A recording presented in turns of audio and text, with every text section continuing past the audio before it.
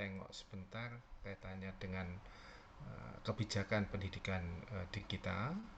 Terus nanti kita lihat bagaimana kebijakan itu dikaitkan dengan pendidikan vokasional kita, ditinjau dari yang formal, kemudian nanti kaitannya dengan yang non formal, maupun nanti di pendidikan profesi, ya bagaimana itu aplikasinya. Baik, saya mulai dulu kaitannya dengan ini dulu.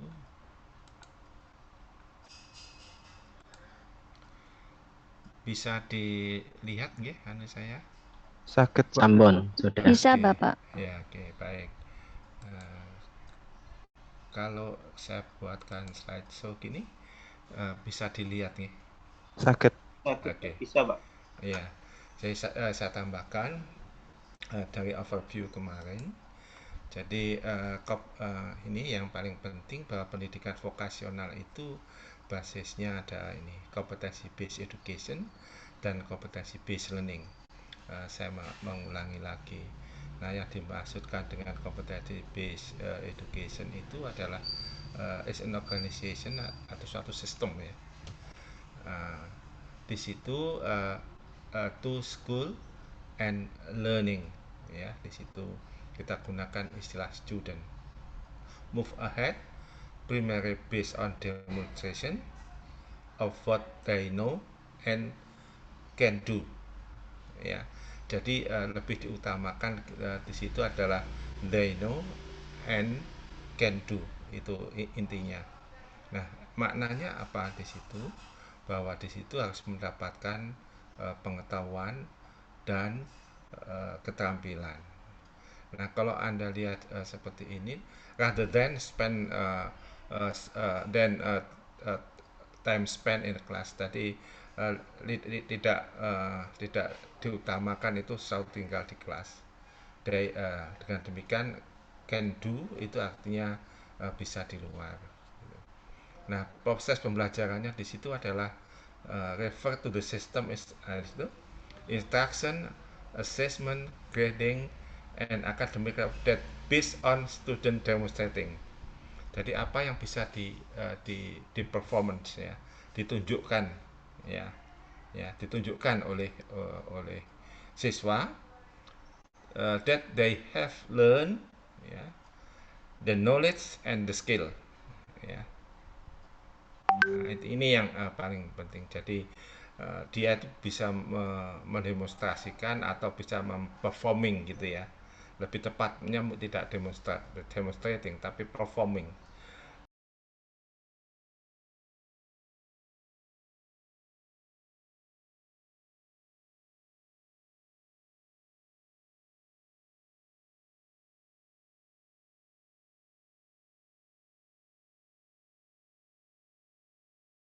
Itu ada tambahan sikap ya.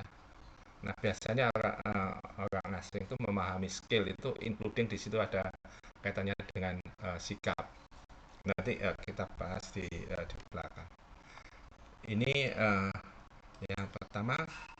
Nah, ini lebih fokus lagi kalau disampaikan bahwa competency based education itu adalah ini education process to demonstrate mastery. Nah, itu ada kata kunci mastery. Mastery itu artinya tuntas ya. And application of knowledge and skill. Jadi in the real world. Ini yang dikaitkan dengan pendidikan vokasional, ini yang lebih tepat definisinya. Jadi education process toward demonstrate mastery. Jadi kalau pendidikan vokasi yang betul itu adalah ini tuntas ya, seperti sudah saya sampaikan pada minggu lalu. Nah, terutama dalam mengaplikasikan knowledge and skill di real world. Ini. Nah, untuk lebih jelasnya bisa dilihat di sini apa perbedaannya antara pendidikan kompetensi based education dan traditional education. Nah, kalau dilihat seperti itu, Ini kalau yang sebelah kiri itu ya, student progress through learning objective as demonstrate mastery and content at their own pace. Jadi langsung apa yang dihadapinya. Sedangkan pendidikan vokasional itu ya uh, allows them to show what they know as soon as they know it. Jadi ini hanya untuk mengetahui saja. Jadi jelasnya kalau bisa dilihat dari tiga aspek ini. Kaitannya dengan kurikulum, kaitannya dengan apa itu penyelesaian di kelas dan waktu penyelesaian. Ya, kalau dilihat ini ya, ini kalau Anda lihat variabel ini kelas structure-nya itu memang bervariasi ya, dan test out of subject matter at different level. Jadi ada tingkatannya, sedangkan yang tradisional tidak demikian ya. Nah, ini prior knowledge saja ya.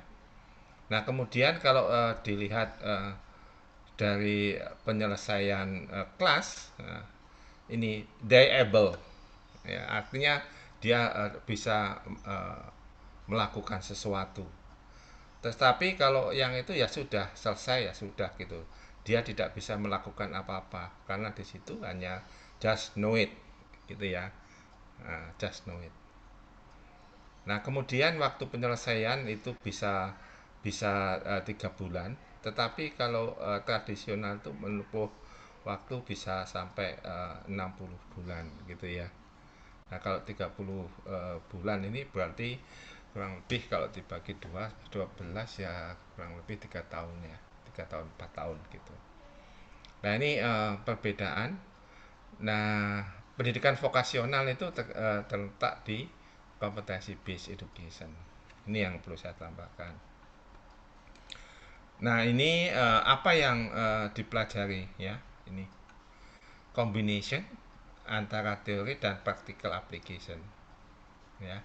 Ya, yang di sini disampaikan di dalam 3 elemen ini.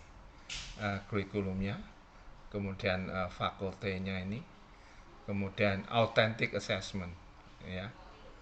Nah, yang perlu saya tekankan di sini adalah nih bahwa sekolah ini nanti diharapkan dia into profesional saat ini maupun yang akan datang.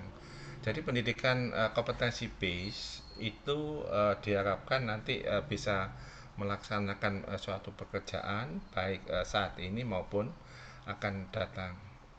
Namun ada perkembangan, nanti ada shift ke depan itu tidak hanya berbasis kompetensi, tetapi basisnya adalah capability.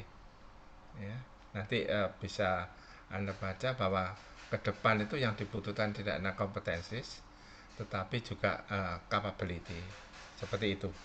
Tetapi maknanya tetap ada ini juga mastery ya, mastery. Nah, ini kalau dilihat authentic assessment-nya itu ya mastery skill, ya, ability, knowledge ya ini bagaimana mengukurnya? Nah, ini mengukurnya real task in the real context, not multiple choice test. Nah, mestinya saat ini kalau di kita itu mestinya lebih cenderung tidak pilihan ganda ya, karena itu kompetensi mestinya itu harusnya real world ya, real world. Tetapi di tempat kita masih banyak menggunakan multiple choice seperti itu. Nah, ini yang tambahan yang perlu saya sampaikan ya.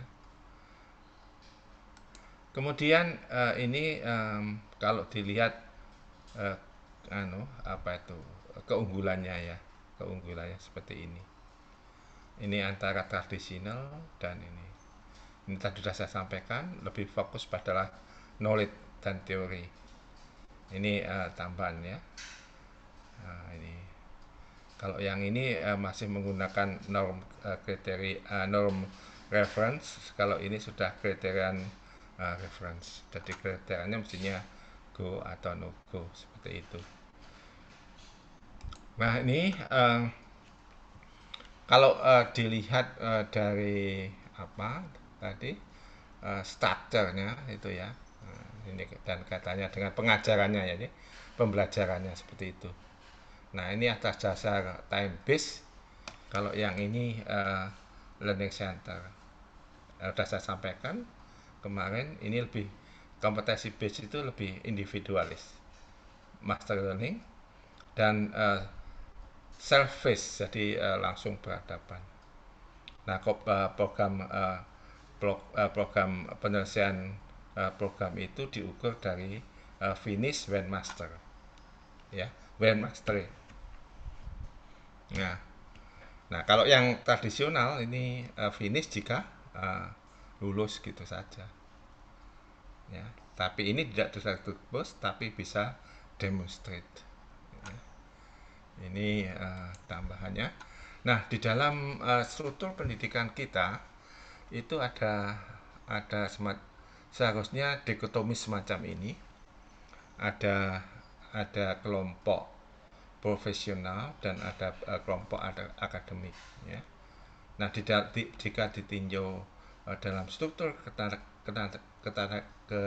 kerjaan, nah saat ini lebih banyak itu lulusan SMP dan SD, ya, sehingga secara vokasional dia belum memiliki pengetahuan atau keterampilan vokasional, ya. Nah, mestinya kalau yang akademik mau bekerja, mestinya ada latihan kerja. Tapi fakta di lapangan tidak demikian. Yang lebih ironis lagi, itu dari SMA itu bisa nyebrang ke sini tanpa ada requirement apa-apa. Nah, ini apa itu? Kebijakan ini yang masih berlangsung saat ini. Mestinya kalau yang ini mau ke sini itu ada bridging training, jadi ada jembatan pelatihan. Tetapi kalau yang profesional ini mau ke sini itu ada namanya bridging course, gitu ya. Ada bridging course. Bridging course itu adalah jembatan katanya dengan pengetahuan apa yang harus ditambahkan. Tetapi faktanya yang di profesional ini mau ke sini juga susah, ya. Susah, hanya sebagian saja.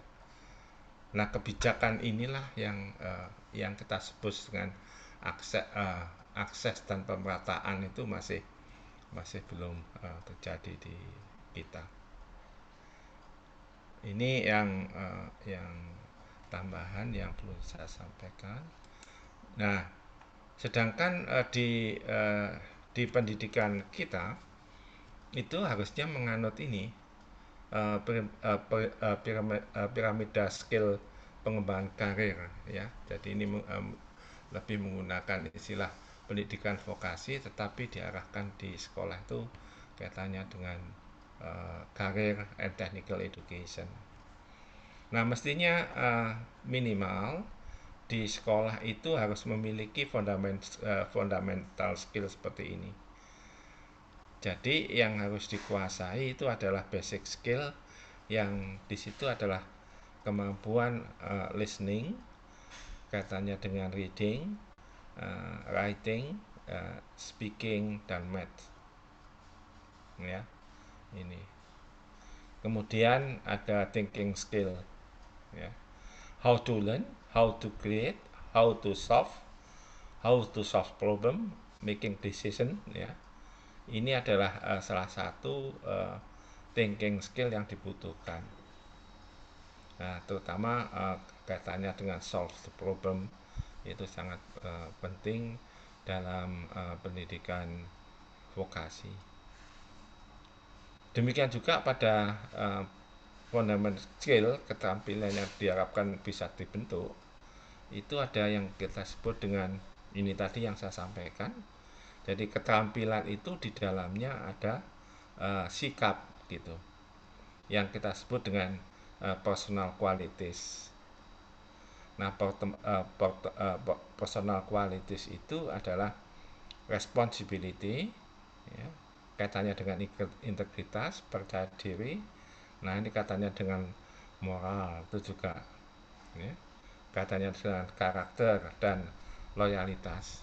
Ini adalah bagian dari fundamental skill yang harus dimiliki di samping adanya knowledge yang terkait dengan fundamental skill ini.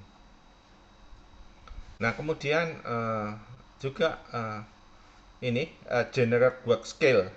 Ini adalah boleh dikatakan kemampuan, boleh katakan ini yang bersifat ini ya, lebih bersifat apa ini, generate skill di samping skill yang dasar tadi, ada harus memahami misalkan bagaimana penggunaan resource ya, bagaimana memproses informasi, bagaimana menggunakan teknologi ya, memahami sistem itu harus diketahui oleh ya boleh katakan peserta didik pada pendidikan vokasional.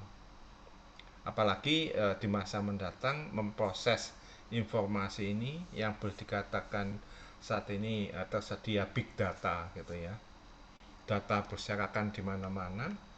Nah, ini harus pandai-pandai mengolah itu menjadi sebuah informasi. Nah, kemudian yang berikutnya juga use teknologi.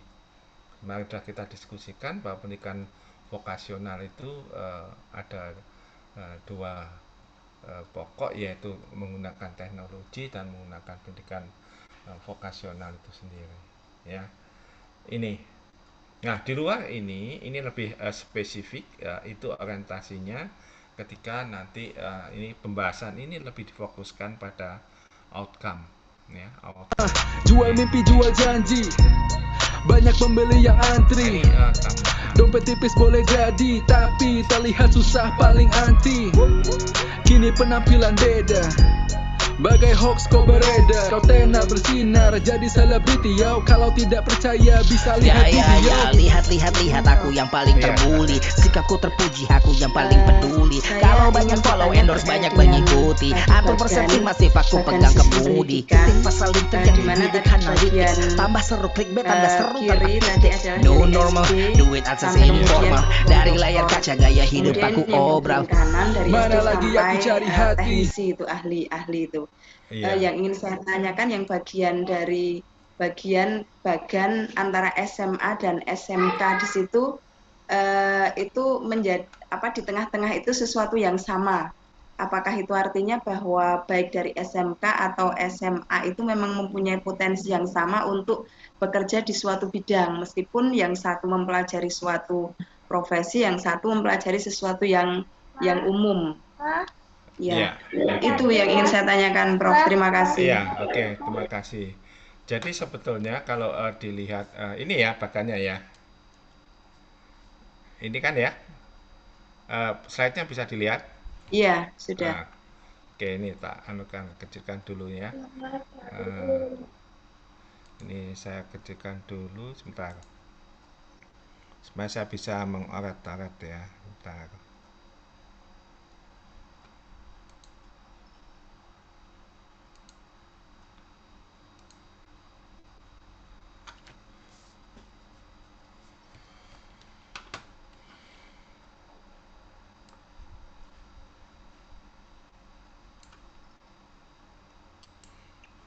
Oke, yang ini ya. Jadi kalau yang ini tadi memang betul bahwa Yang sebelumnya, Prof, yang ini ketutupan di saya. oh, ketutupan. Ya, tertutup oleh piramida. Tertutup oleh piramida. Kalau gini ketutup. Iya, sudah. Ini enggak, Itu. sudah. Nah, ini kalau Sudah. ini nggak bisa dioret-oret nih.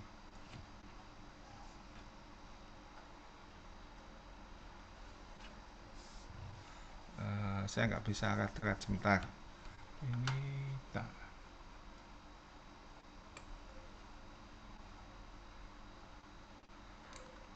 Kalau gini nggak bisa ya, nggak bisa kelihatan ya, blank ya.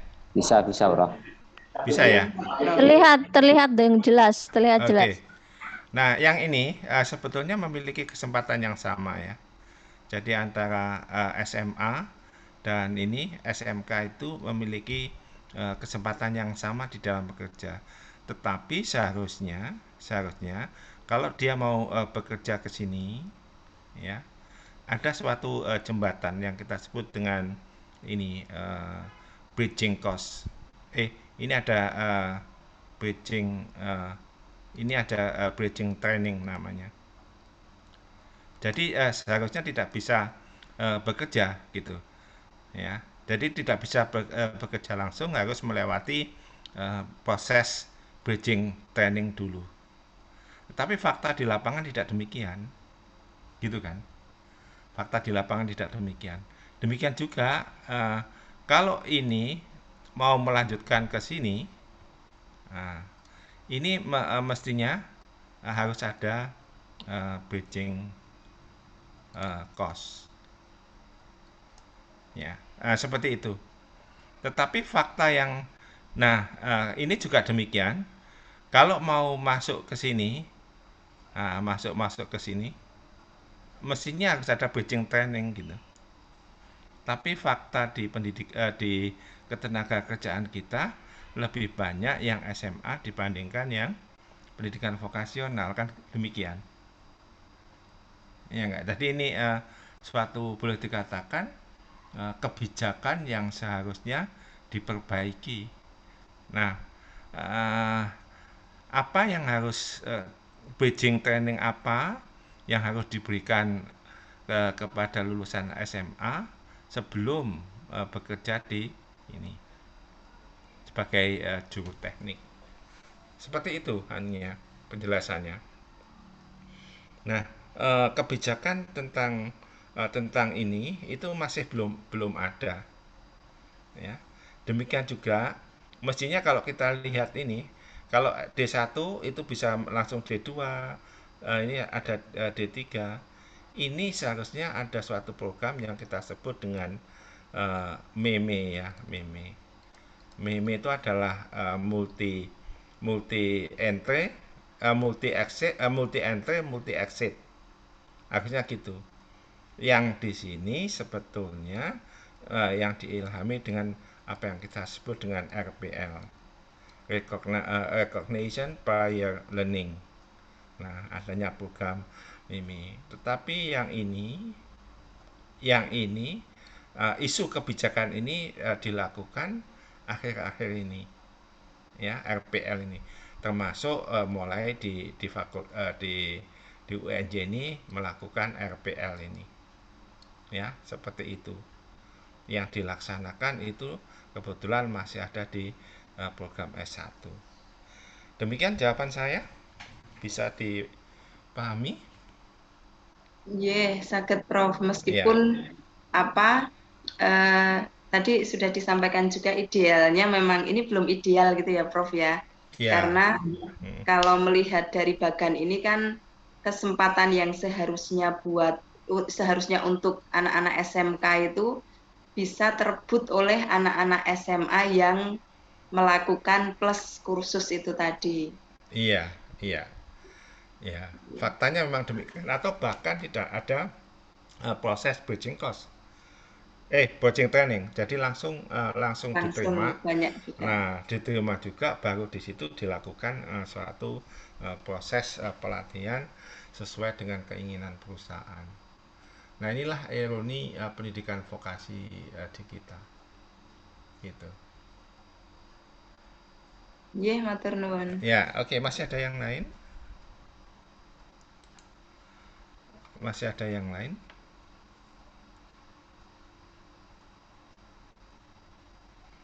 Ini yang datang baru 14 ya, Mas Galih. Jangan lupa nanti absennya. Iya, Bapak. Ya. Baik, saya tambahkan satu lagi. Kalau tidak ada, saya tambahkan kaitannya dengan isu kebijakan, ya, isu kebijakan. Jadi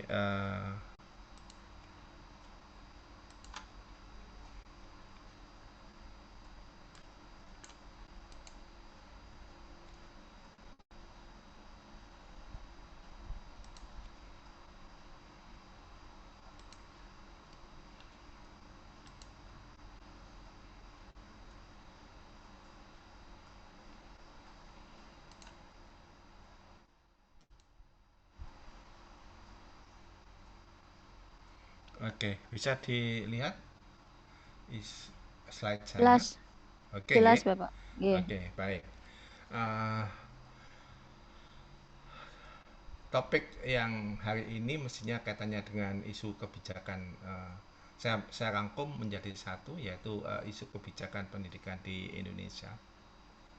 Nah, nanti kita tengok dari kata ini dikaitkan dengan pendidikan vokasional kita. Baik, kalau kita lihat bahwa ini saya buka aja langsung.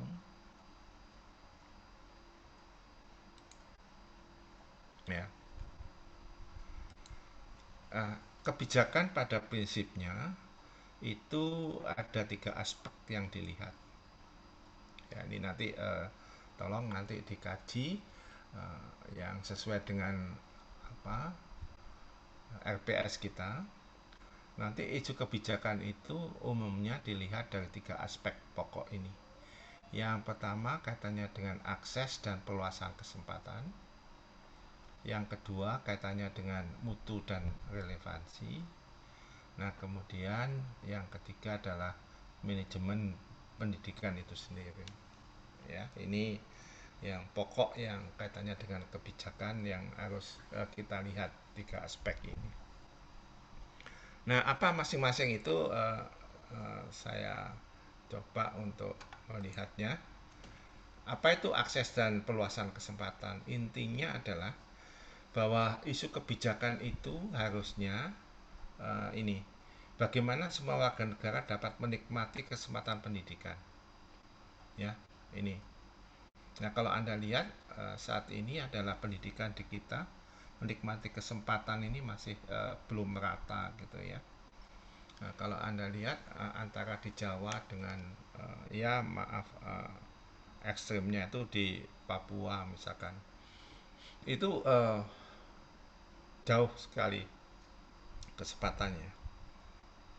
Nah, kemudian yang ini, apalagi kalau dikaitkan bagaimana pendidikan itu dapat membekali peserta didik. Saya menyebutnya peserta didik karena di situ juga bisa siswa, bisa mahasiswa. Ya. Nah, dengan keterampilan kerja yang mantap, boleh katakan demikian, untuk dapat terjun dalam kehidupan bermasyarakat. Ya, ini lebih mudahnya memiliki kesempatan untuk bekerja sesuai dengan pendidikannya.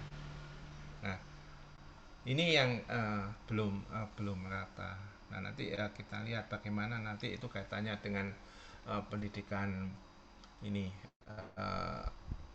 vokasi kita di jenjang pendidikan menengah, misalkan di SMK saja.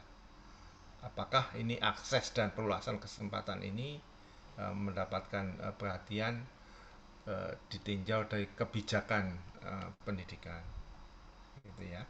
Nah, perlu saya sampaikan bahwa keterampilan kerja ini tentunya dan untuk dapat terjun dalam kehidupan bermasyarakat. Artinya ini sudah ditinjau dari OBE, ya, Outcome Based Education, seperti ini. Ini yang pertama. Nah, kemudian ini yang kaitannya dengan relevansi, gitu ya. Relevansi ini saya sebut belum menghasilkan life skill yang sesuai dengan kebutuhan pelanggan, ya. Nah, ini kalau Anda lihat seperti ini, mestinya orientasi pendidikan itu lebih berorientasi pada pendidikan vokasional.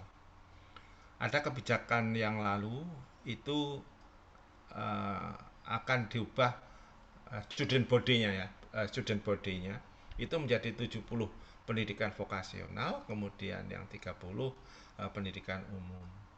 Tetapi faktanya sampai dengan hari ini itu sudah tidak kedengaran lagi, ya.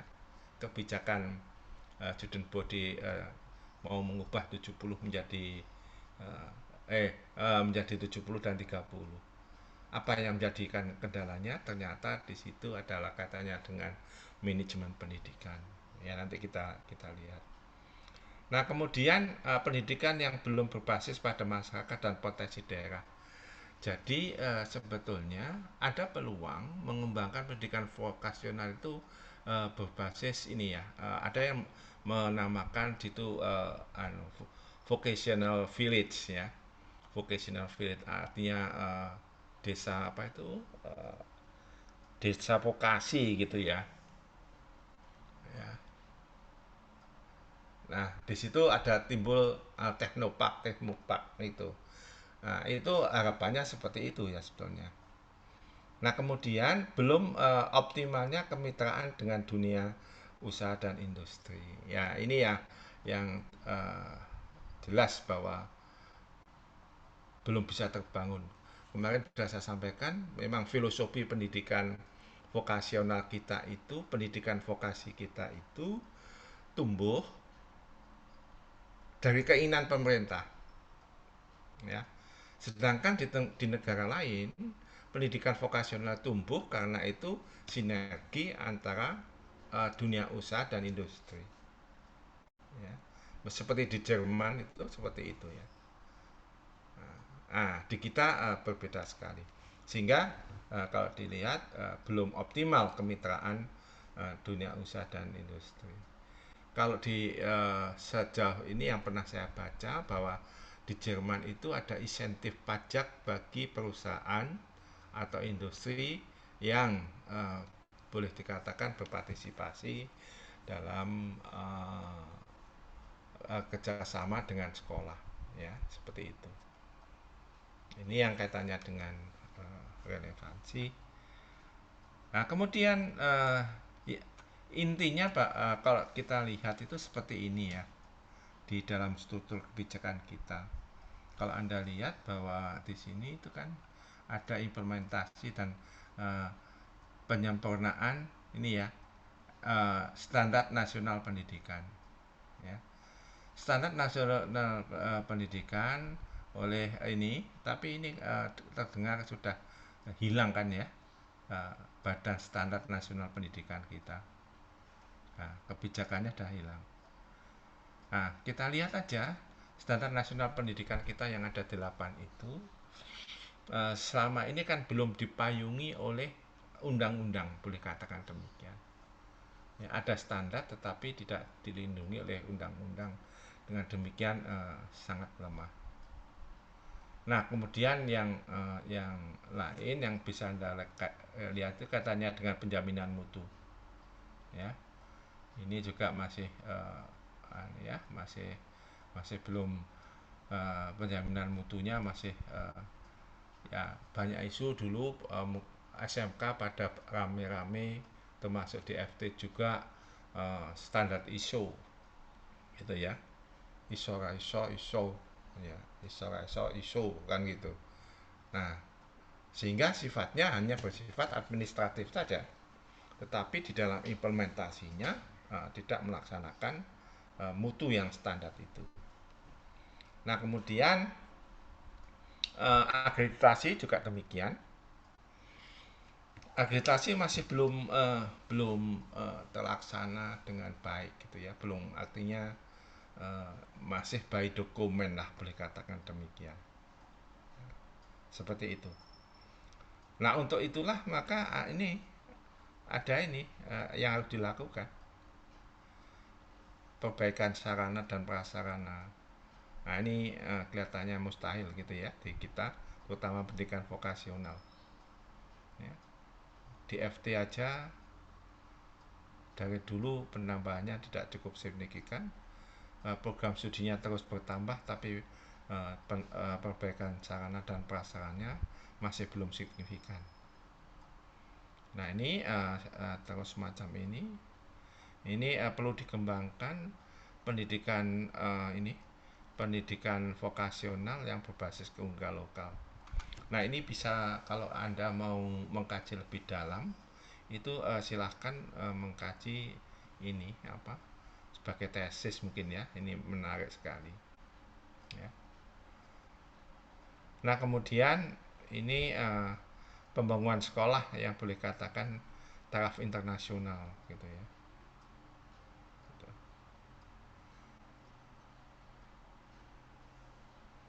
Nah, ini beberapa kebijakan ya yang harus dilakukan, mendorong jumlah jurusan di perguruan tinggi yang masuk dalam 100 besar ini ya, termasuk di kita ini ya.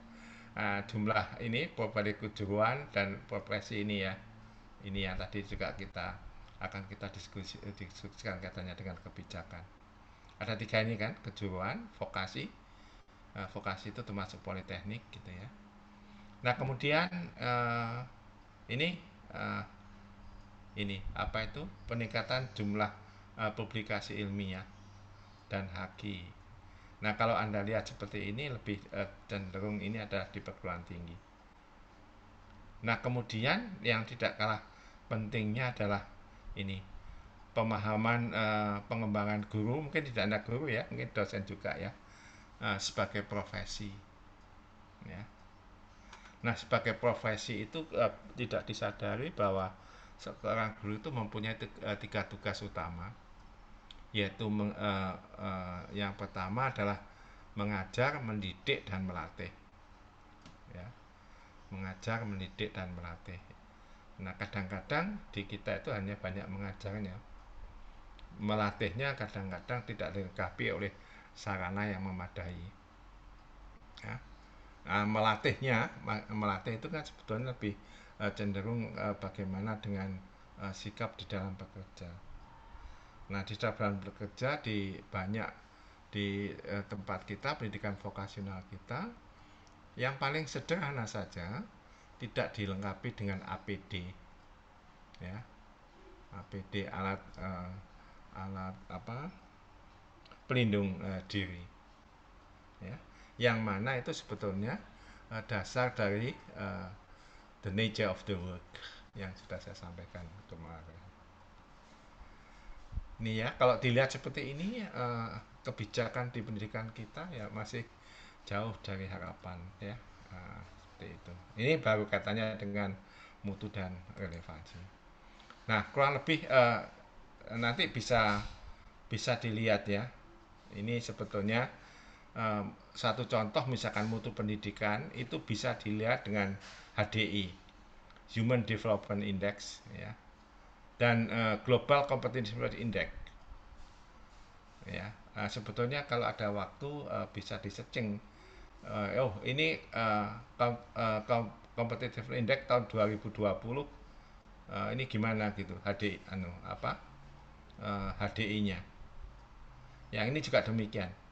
Yang jadi pertanyaan, pada posisi berapa di ASEAN aja lah gitu. Bagaimana nanti kita bandingkan dengan Vietnam gitu. Nah bagaimana kualitas dibandingkan dengan ini, lihat dari keasianan ya, gini, keasianan berikan komentar Anda, harusnya seperti itu.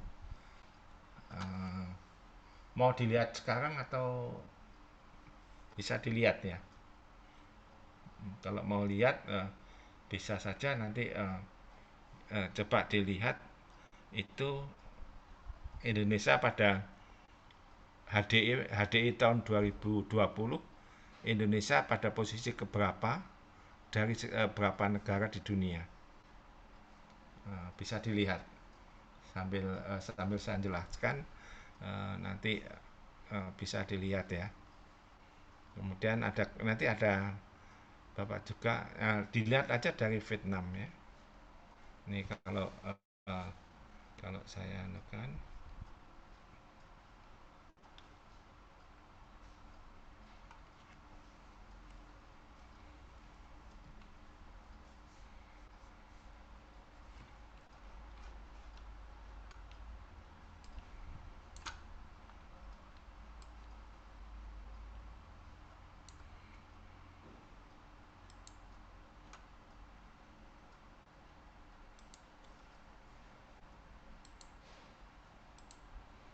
Ya, kalau mau dilihat misalkan HDI, misalkan kita lihat aja, kita bandingkan dengan Vietnam, kemudian ini aja lah Singapura. Mohon maaf Bapak, ini iya. di PPT-nya, apakah Bapak search Google menopo PPT nggih? Eh, PPT masih. Oke. Coba nanti saya Anda yang search, nanti saya yang nulis. Oke. Ya, ini Oke, saya search ini. ya set aja ya. Ini saya menunjukkan Vietnam, kemudian kita anukan Indonesia saja. 3 saja. Indonesia. Ini rankingnya berapa? Ini tahun 2020 ya. Berapa Vietnam? Vietnam berapa? 117, Pak. 117. Indonesia? 107. 107. Singapura?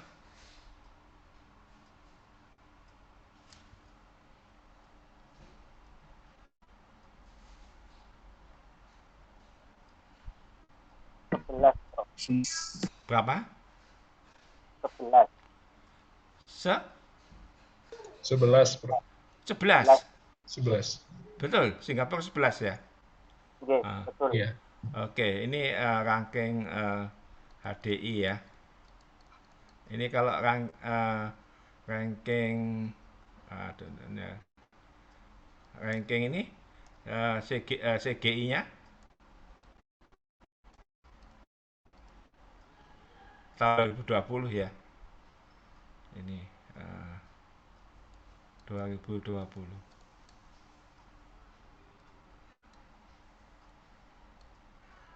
Vietnam 3 saja sebagai lihat mutu pendidikan kita.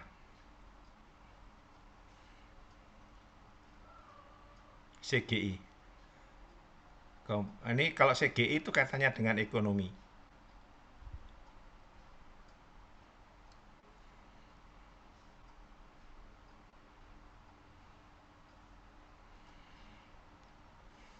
Ketemu?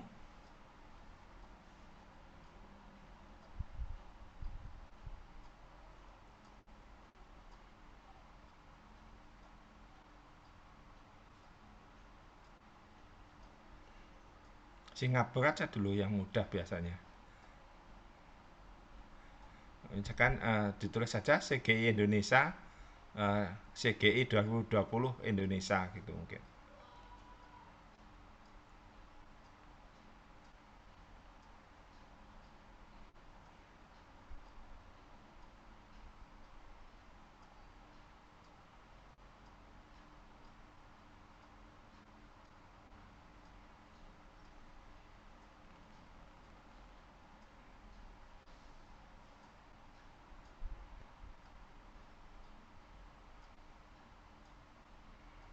Ketemu CGI-nya?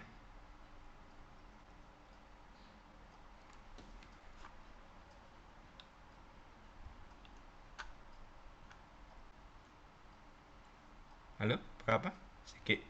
CGI Indonesia tahun 2020. Belum ketemu, Pak. Ini masih dapat yang annual report-nya aja. Oh iya. Iya. Di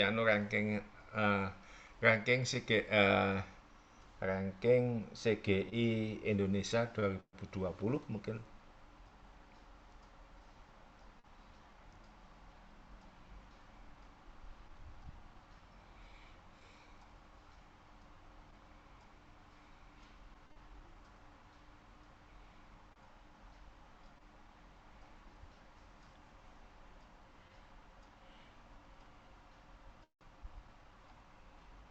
Empat 40, Prof, dari 63. 40 Indonesia ya? Ya. 40 cari 63. Okay. Filipina 45. Filipina nggak usah kita bandingkan ya, Singapura aja. Yeah. Singapura.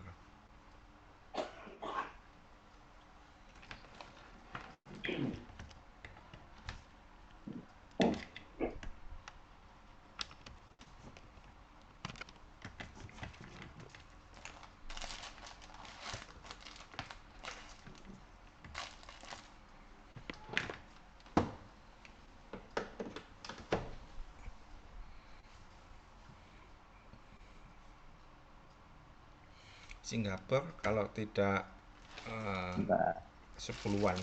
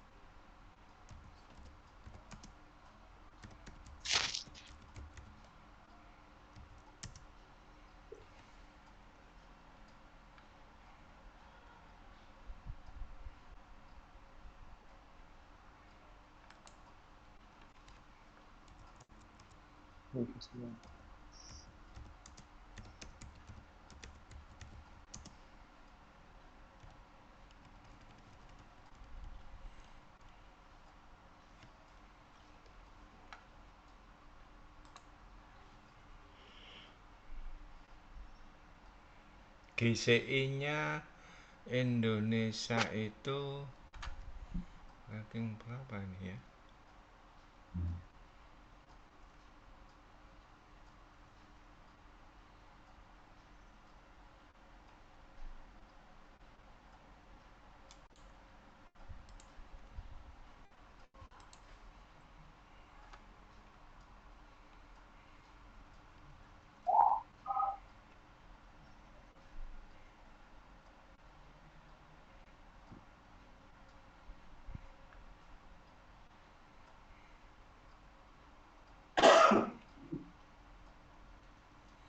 Daya saing global ya, anunya. Daya saing global. Ini kalau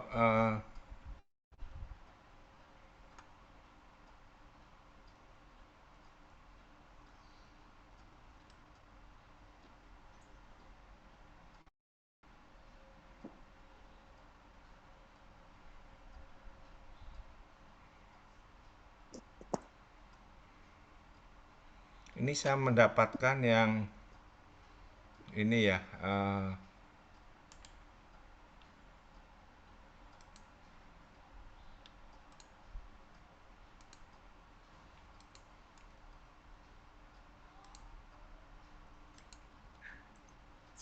ini saya dapatkan tahun 2018 ya. 2018 ini Indonesia itu ada di posisi berapa itu? 4 ya. Oh ini 40 tadi ya. Malaysia. Oh kok jauh sekali. Vietnam berapa? Vietnam pasti di atas, di atasnya Indonesia.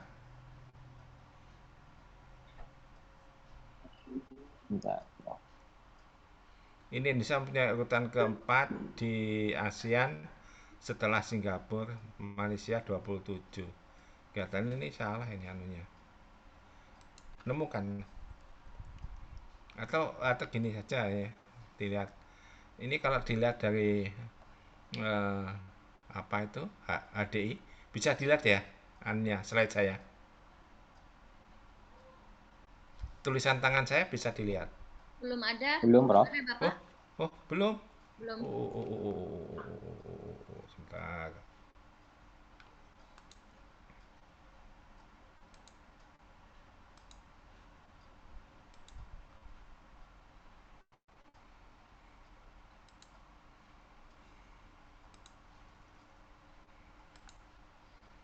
Nah, ini mungkin sudah ya.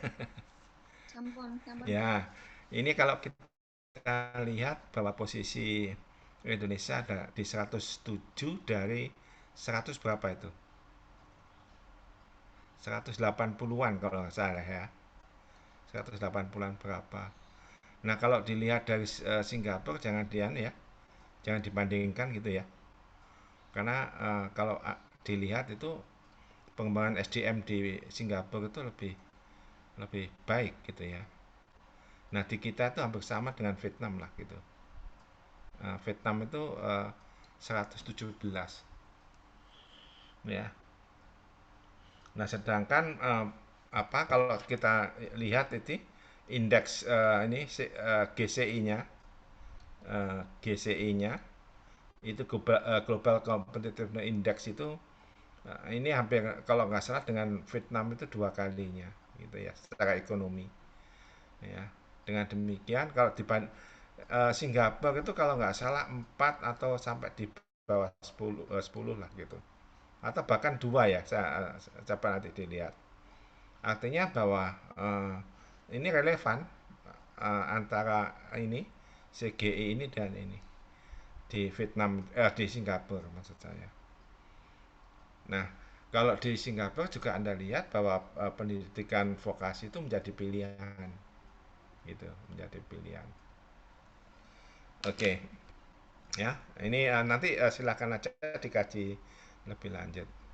Nah, kemudian dari isu ini ya, yang banyak ini, ya, yang ini itu yang menjadi masalah itu kualitas guru ya, terutama tidak hanya guru, mungkin juga dosen ya. Kemudian katanya dengan kurikulum yang selalu berubah, metode pembelajaran boleh dikatakan teoritiknya ada, tapi implementasinya tidak berjalan. Misalkan ada metode ini project based learning, contextual learning. Kalau Anda lihat implementasinya di sekolah maupun di perguruan tinggi ya sudah sama, konvensional gitu, seperti tadi, atau boleh dikatakan tradisional. Bahan ajar juga demikian, alat bantu belajar juga demikian. Ya, kalau Anda lihat bahan ajar di kita itu masih minim sekali ya, karena ya itu tadi di kita itu kebanyakan guru itu kan banyak mengajarnya, nggak ada kesempatan untuk membuat buku-buku ajar, dan kalau ada pun penghargaannya sangat rendah oleh pemerintah kita dan juga oleh masyarakat kita. Jadi masih belum menghargai bahwa buku atau bahan ajar itu sebagai kekayaan intelektual yang sebetulnya di situ boleh katakan mendapatkan penghargaan yang baik dari pemerintah. Apalagi di tempat kita itu kan nggak ada undang-undang yang betul-betul melindungi haki itu ya, hak intelektual. Jadi boleh dikopi dan sebagainya, seperti itu. Juga manajemen sekolah, ini yang mutu pendidikan terutama yang 6 aspek ini yang menjadi kendala. Nah, kemudian yang lain yang perlu dianukan adalah pemerataan akses ini. Ya. Ini mestinya kewajiban siapa? Pemerataan akses itu adalah pemerintah ya harusnya. Nah, kemudian pemerataan akses itu kebanyakan diakibatkan oleh kemiskinan. Ya, kemiskinan. Ini sebagai catatan, daerah di luar Jaya masih tertinggal juga harus mendapatkan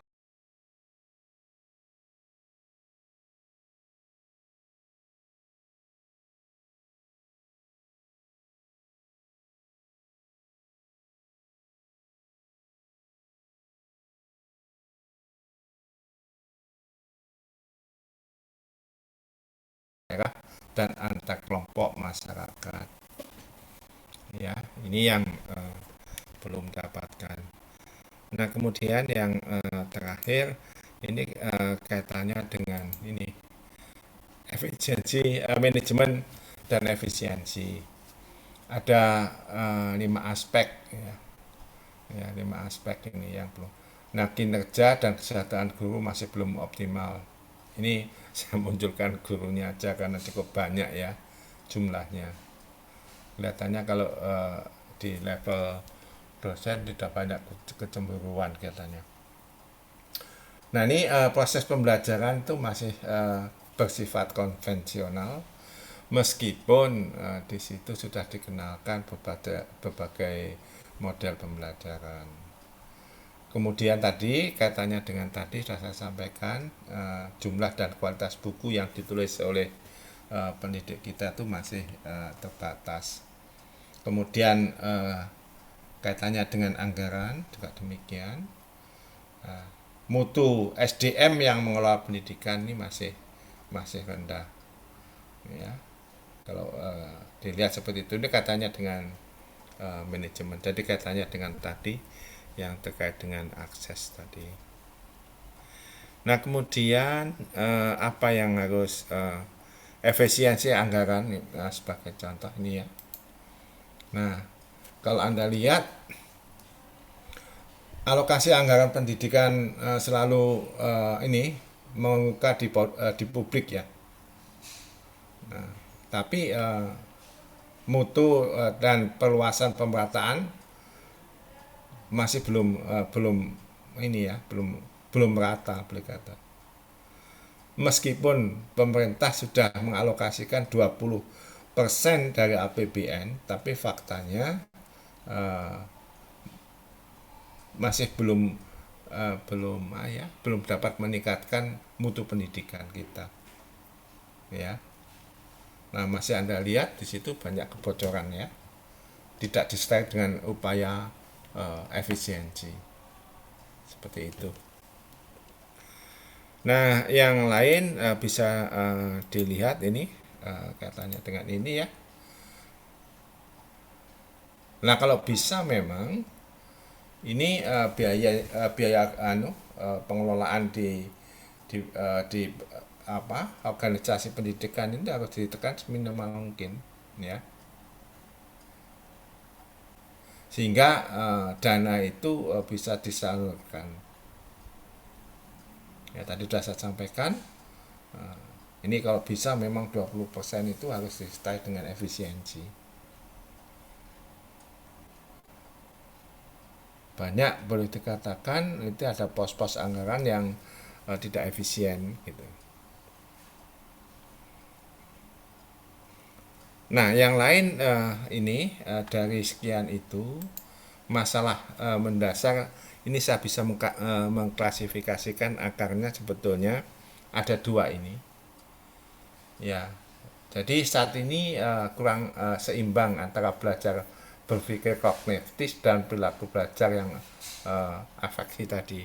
Ini belum menyangkut ini ya menyangkut kaitannya dengan psikomotorik. Nah, jadi masalah pertama bahwa pendidikan khususnya di Indonesia masih menghasilkan robot ya, seperti seperti manusia robot gitu ya. Seperti itu. Nah, ini terutama yang menjadi kritik itu kan ini kurikulum K13 itu ya. Yang ada 5M itu. Yang pelaksanaannya juga masih membingungkan, boleh katakan itu. Nah, saat ini belum itu selesai, sudah ada kebijakan yang lain yaitu Merdeka Belajar ya. Nah, merdekanya bagaimana juga belum jelas gitu. Nah, saat ini yang paling pokok adalah sistem pendidikan itu masih seolah top down gitu ya. Kalau Anda lihat apalagi saat ini kebijakan semuanya ditentukan oleh dari atas gitu ya. Misalkan kebijakan kampus merdeka ya dan Merdeka Belajar itu kan seolah boleh katakan mengkerdilkan dari makna pendidikan itu sendiri ya. Baik, itu yang bisa saya sampaikan. Jadi nanti tolong yang kemarin itu kan saya minta untuk ini ya dibagi tiga kelompok ya. Boleh disampaikan nanti yang ini saya minta nanti Anda mengkaji. Jadi yang ini nanti saya tugaskan kepada Anda untuk saya ingin mendengar ini kaitannya dengan kajian. Masih bisa dilihat ya tulisan tangan saya? Aman Bapak, masih. Bisa, Pak. Ya, kajian kebijakan ya yang dikaitkan tadi dikaitkan dengan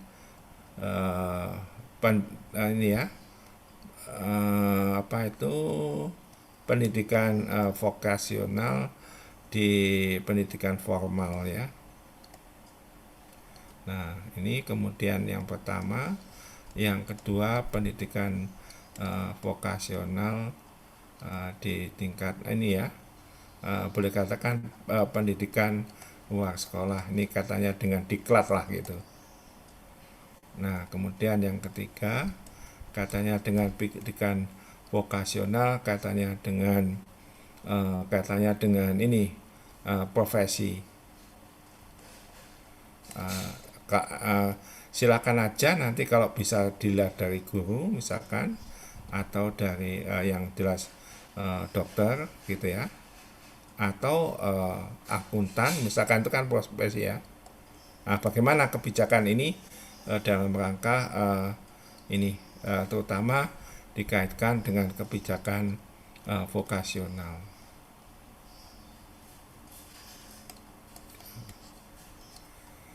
Ya, itu ya yang ingin nanti saya ingin mendengar minggu depan, dan minggu depan akan kita coba nanti mengkaji katanya dengan OBE. Baik, ini yang bisa saya sampaikan. Ada yang saya minta, ada yang menyampaikan dari kemarin. Mas Galih sudah dibagi nggih Mas Galih? Kemarin Ya, mohon izin Pak Is, ya, kemarin sudah dibagi. Silakan. Apakah boleh diizinkan masing-masing kelompok untuk melakukan paparan singkat mungkin Pak Is? Ya, singkat saja, kalau jangan lama-lama, maksimum 10 menit lah, atau 5 menit cukup lah gitu. Silakan. Baik, mohon izin Ibu Bapak, karena tadi saya dipanggil oleh Pak Is, maka perkenankan kelompok 3 ini Pak Istanto, ada Pak Rifandra, kemudian ada Pak Afin, Pak Satrio, Pak Radinal, dan saya sendiri untuk mencoba menyampaikan hasil diskusi kelompok 3. Mohon izin bisa dibantu share screen mungkin. Ya, silakan sudah saya nanti bergantian menyampaikannya.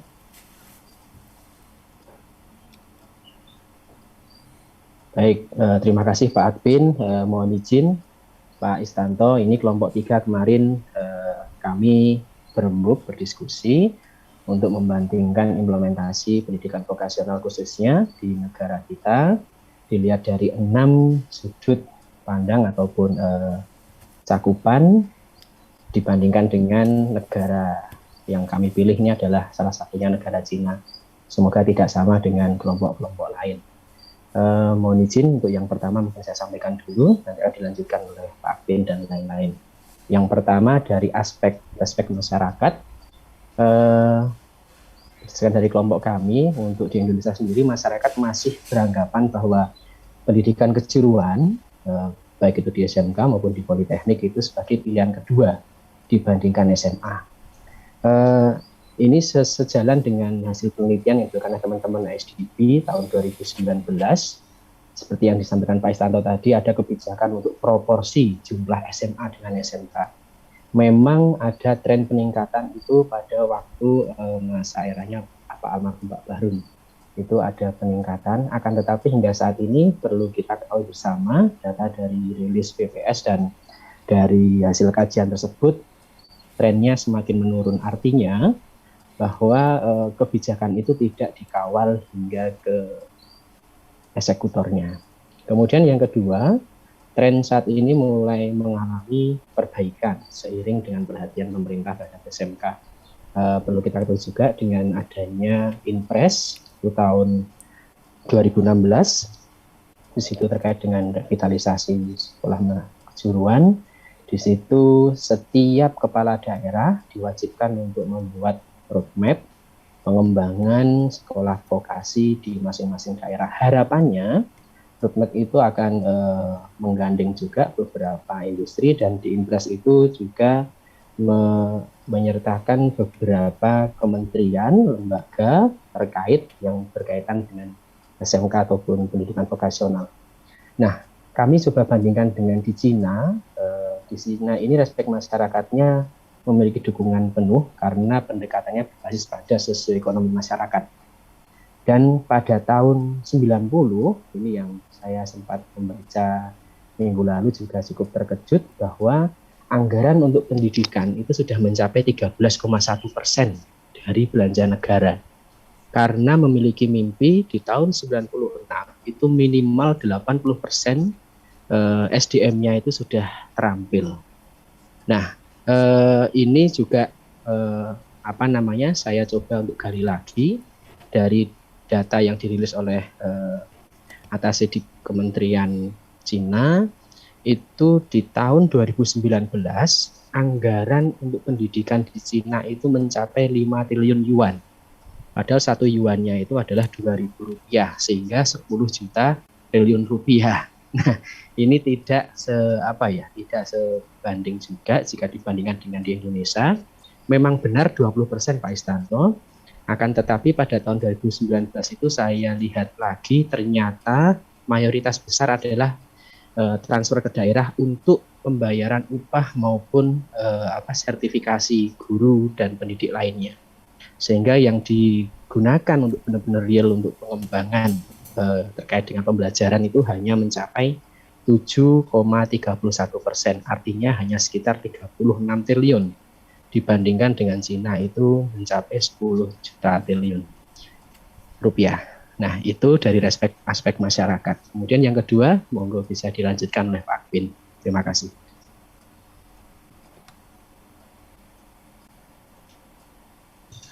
Ya, terima kasih Pak Gali.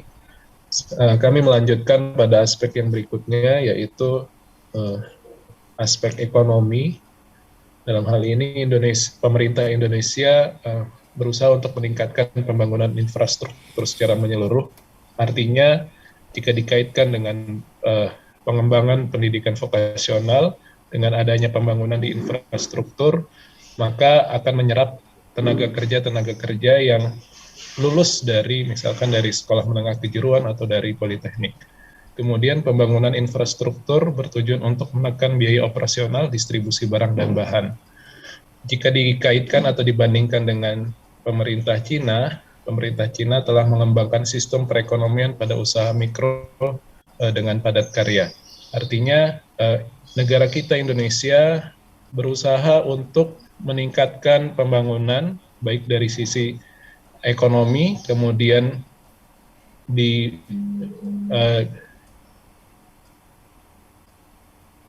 dari sisi ekonomi, kemudian jika dibandingkan dengan negara Cina yang memang sudah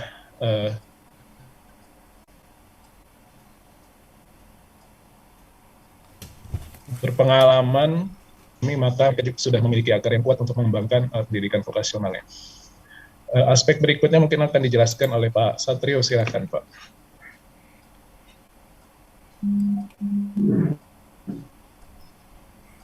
Ya, silakan. Untuk sistem pembelajaran komparasi PV Indonesia dengan sistem pembelajarannya pada Indonesia itu menitik beratkan pada kualitas SDM agar bisa bersaing di pasar global, pasar internasional. Jadi, sistem pendidikan di Indonesia kemudian cenderung menitik beratkan kepada pusat pengembangan teknologi dan ilmu selain link and match. Jadi link and match juga diterapkan, tapi juga lebih menitik beratkan yang lain seperti yang sekarang diterapkan di Indonesia. Itu lembaga-lembaga riset juga semakin berkembang. Jadi dana yang digelontorkan di lembaga-lembaga riset juga lebih banyak daripada tahun-tahun sebelumnya. Terus kemudian untuk yang di Cina, blueprint dirumuskan oleh Komite Pendidikan Negara, dan ada State Education Commission atau SEDC. Kemudian di sana juga ada wajib sekolah 12 tahun gratis ini sejak 2008. Kemudian setelah tamat 12 tahun pendidikan formal, kemudian ditambah dengan pelatihan kejuruan vokasional selama 3 tahun. Oke, saya kira begitu dari saya. Monggo selanjutnya. Masih ada yang lain? Ini ya, oke, silakan. Bapak, terima kasih dari aspek kerjasama dengan dunia usaha dan industri, bahwasanya pada tahun 2019 pemerintah Indonesia memberikan super tech deduction dalam rangka mendorong peran dunia usaha dan industri untuk pengembangan SDM vokasional, termasuk kebijakan dari Dirjen Vokasi terkait dengan link and match walaupun sebenarnya itu sudah ada sejak beberapa tahun lalu, namun terus digalakkan dan diupayakan. Dari negara Cina juga sama, bahwasanya dari Komite Pendidikan Negara SEDC Cina itu mewajibkan setiap sekolah kerjasama dengan industri, ini yang juga didorong oleh pemerintah Indonesia saat ini melalui Dirjen Vokasi. Monggo selanjutnya terkait penyerapan lulusan dilanjutkan oleh kawan kami, Bapak Radinal. Terima kasih.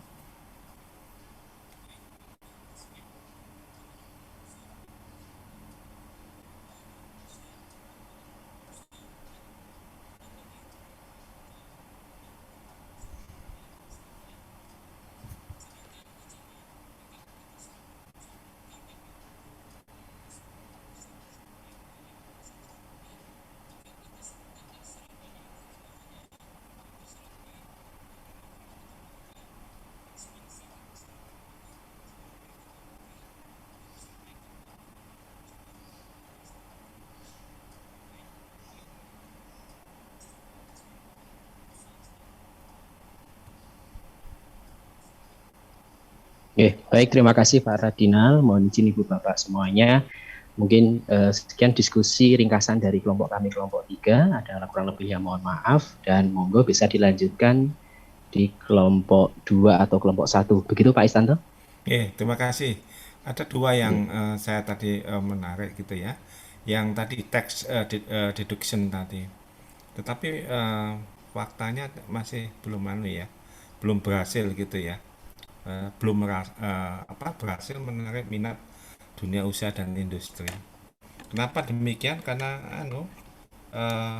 tax deduction-nya itu masih di level menteri, ya, itu tidak ada kebijakan yang boleh katakan itu tadi sekali lagi katanya dengan undang-undang, ya, seperti itu. Kemudian tadi di Cina itu tumbuh katanya dengan industri mikro itu ya. Itu memang saya akui karena kebetulan saya sempat ke sana gitu ya, ke Shanghai. Itu pendidikan masyarakat sana itu boleh dikatakan ini ya, tumbuh dengan pesat ya. Kita ambil contoh lah, sepeda motor Jiangling ya.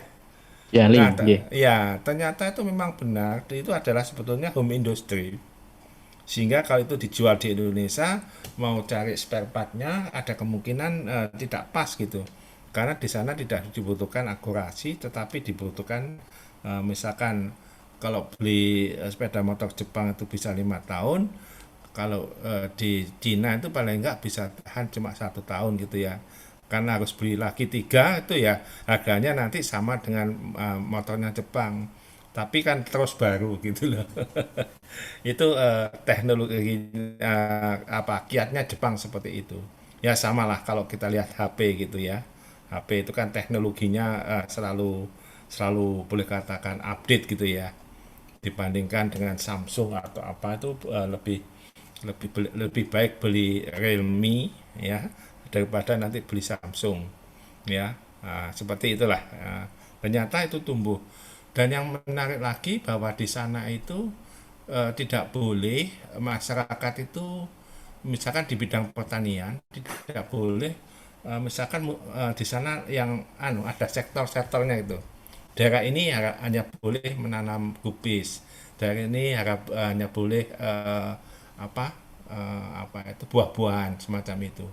Jadi persaingan di sana tidak seperti persaingan di kita. Nah, kalau di kita tuh Lombok lagi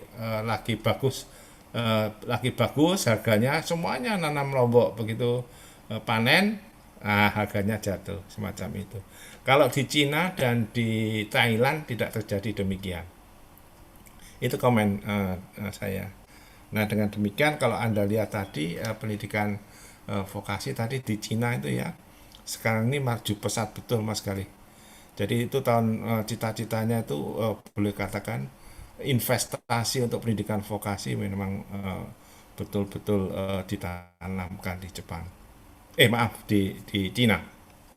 Oke, terima kasih. Selanjutnya mungkin satu lagi saja ya. Siapa yang kelompok 1 gitu? Monggo kelompok 1. Iya. Ya, kelompok 1 silakan. Izin share. Oke, baik. Assalamualaikum warahmatullahi wabarakatuh. Mohon izin, Prof. Ini adalah kelompok 1, ada saya sendiri Ahmad, ada Mas Talian dan Pak Krisna dan Bu Timolatsih. Nah, ini cuma mau merangkum saja yang sepengetahuan kami begitu. Kalau kita bandingkan terkait dengan di Indonesia dengan di luar negeri, khususnya adalah Jerman gitu. Ada beberapa terkait dengan yang pertama itu adalah respek masyarakat tentunya. Jadi masyarakat kita kalau kita anggap saat ini adalah Anda membedakan antara sekolah vokasional dengan sekolah umum, misalkan SMA itu ya, jadi masyarakat kita masih anggap sama gitu ya, yang penting sekolah begitu. Jadi mereka masih menganggap sama gitu, jadi tidak ada yang membedakan gitu. Yang penting itu adalah urusan. Tapi mereka pada prinsipnya adalah orang belajar di SMK pada umumnya itu masyarakat dianggap kalau di SMK itu cepat dapat kerja gitu, ataupun berpikirnya adalah tidak mau lanjut kuliah itu pilihnya SMK begitu. Tapi kalau mau lanjut ke kuliah ya nanti pilihnya SMA begitu. Itu apa rata-rata pemikiran masyarakat masih seperti itu. Beda dengan di Jerman tentunya. Jadi sekolah umum itu ada kesetaraan di dalamnya ya. Jadi sama-sama mungkin hanya di bidangnya ya terkait dengan keterlanjutan ke tenaga kerjaan dan sebagainya. Itu dari mungkin dari pandangan masyarakat itu sangat berbeda antara Jerman dengan Indonesia, karena Jerman sudah terkenal juga ada masyarakat atau yang vokasional begitu. Nah, untuk kebijakan dan sebenarnya saya serahkan ke teman saya Mbak Putri dulu, monggo. Terima kasih Mas Ahmad. Jadi terkait dengan kebijakan, kalau di Indonesia jadi untuk pengembang kurikulum ini belum bisa melihat secara optimal kebutuhan dari pasar. Kemudian juga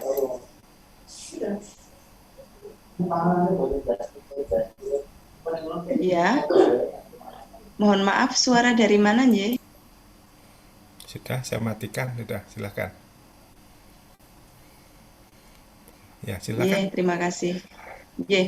Saya ulangi terkait dengan kebijakan di Indonesia. Jadi pengembang dari kurikulum itu belum bisa secara optimal memasukkan kebutuhan-kebutuhan dari dunia usaha di kurikulum yang akan dikembangkan.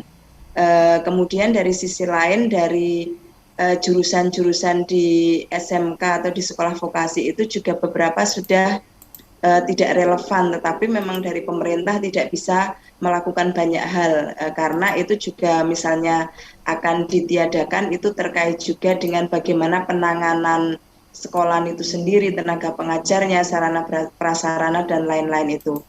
Kemudian untuk di Jerman, jadi kebijakan yang diambil oleh suatu pendidikan vokasi adalah bahwa sebelum mendapatkan atau sebelum mendaftar di sekolah tersebut, maka harus ada tanda bahwa siswa tersebut sudah diterima magang di suatu perusahaan. Itu sebagai salah satu syarat untuk mendaftar ke sekolah kejuruan yang akan diinginkan. Kemudian yang kedua bahwa sistem pendidikan di sana itu sudah terpola bahwa siswa yang akan masuk ke sekolah kejuruan itu sudah dipersiapkan dari sekolah sebelumnya setingkat SMP. Jadi kalau dibandingkan dengan diagram tadi yang disampaikan oleh Pak Is tadi, ketika di Jerman itu anak lulus SD, kemudian ketika anak itu mempunyai bayangan akan menuju ke pendidikan vokasi, maka di tingkat SMP itu sudah ada pembagian jenis sekolah. Ada gimnasium namanya kalau akan melanjutkan ke perguruan tinggi, kemudian kalau akan ke Berufsschule itu bahasanya sekolah pekerjaan itu nanti ada Realschule. Jadi ada di tingkat SMP-nya itu sudah ada pengarahan, sudah berbeda. Jadi seseorang sebelum masuk ke sekolah kejuruan itu di tingkat SMP-nya itu sudah ada pembekalan karena memang beda, sudah terpisah antara yang akan melanjutkan ke universitas dengan yang akan sekolah kejuruan. Kemudian yang selanjutnya dunia usaha dan kerja terlibat dalam penyusunan kurikulum karena memang sangat saling membutuhkan gitu, memang saling menyadari bahwa dunia industri, dunia usaha juga membutuhkan kejuruan juga saling membutuhkan. Kemudian sehingga ketika itu ada saling membutuhkan simbiosis mutualisme, maka pendidikan vokasi yang dibuka pun sesuai dengan kebutuhan dunia usaha dan industri. Demikian Mas Ahmad. Monggo dipun lanjut Mas Krishna untuk aspek terima kasih. Terima kasih. Untuk yang ketiga itu aspek ekonomi, untuk di Indonesia itu masuk SMA karena tidak ada biaya untuk meneruskan PT. Nah ini memang bisa menjadi suatu ciri ya. Kalau yang masuk SMK itu memang anak-anak yang kurang mampu karena mindsetnya SMK itu kan langsung kerja. Kalau untuk SMA nanti lanjut ke PT. Jadi untuk yang kurang mampu itu lebih cenderung memasukkan anak-anaknya itu ke SMK.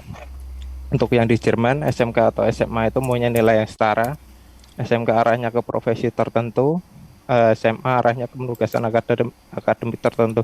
Jadi mirip seperti piramida yang ditampilkan Pak Is tadi. Untuk yang 4, aspek sistem pembelajaran.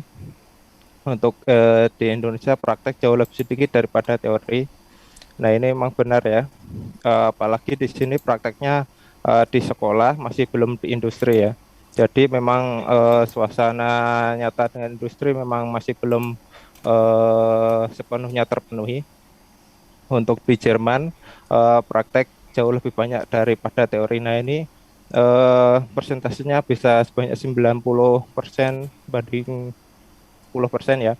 Jadi di Jerman itu seminggu 4 hari, kalau nggak salah 4 hari di industri untuk belajar praktek, dan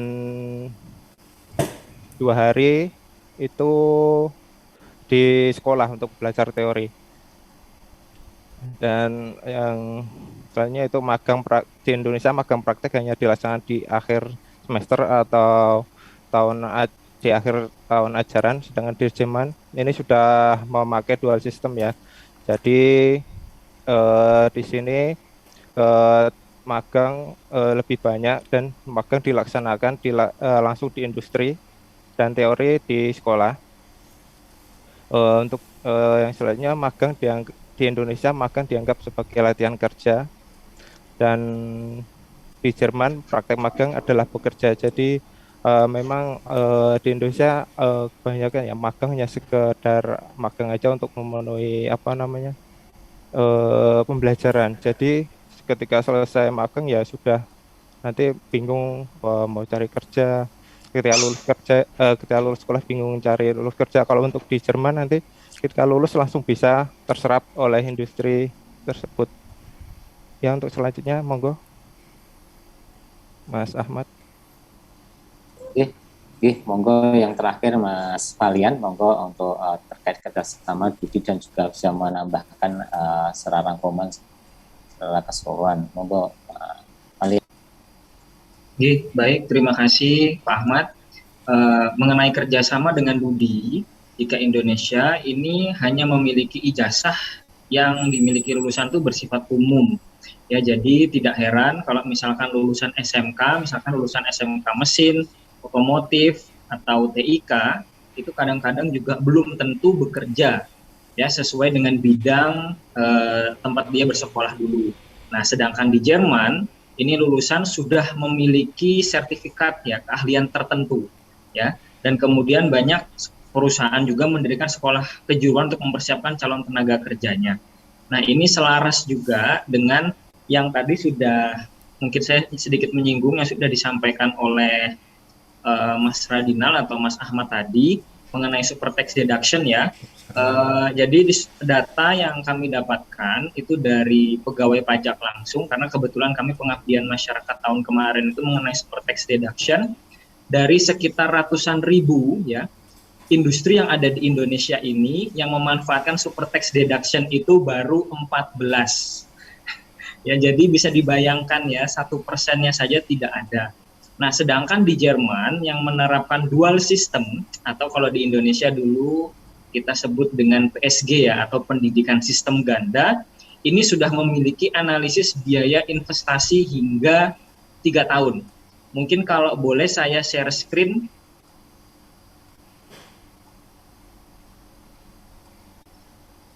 Pak Ahmad, apa saya boleh share screen? Ya. Saya coba share screen. Nah, seperti yang terlihat teman-teman sekalian, di sini Jerman itu kenapa industrinya itu bekerja sama dengan sangat baik dengan sekolahnya atau dengan institusi pendidikannya, karena institusi pendidikan sudah menyiapkan. Ya, jadi PSG itu bukanlah sebuah sebuah hal yang akan merepotkan industri, tetapi ada analisis bisnisnya, ada analisa biaya investasi selama 3 tahun ke depan. Jadi memang di tahun pertama, kalau teman-teman sekalian bisa lihat, di situ ada namanya net cost. Net cost itu memang akan sangat tinggi di tahun pertama. Jadi industri di situ investasi cukup besar. Nah, seiring berjalannya waktu, ya benefit yang didapatkan atau yang warna hijau itu semakin tinggi.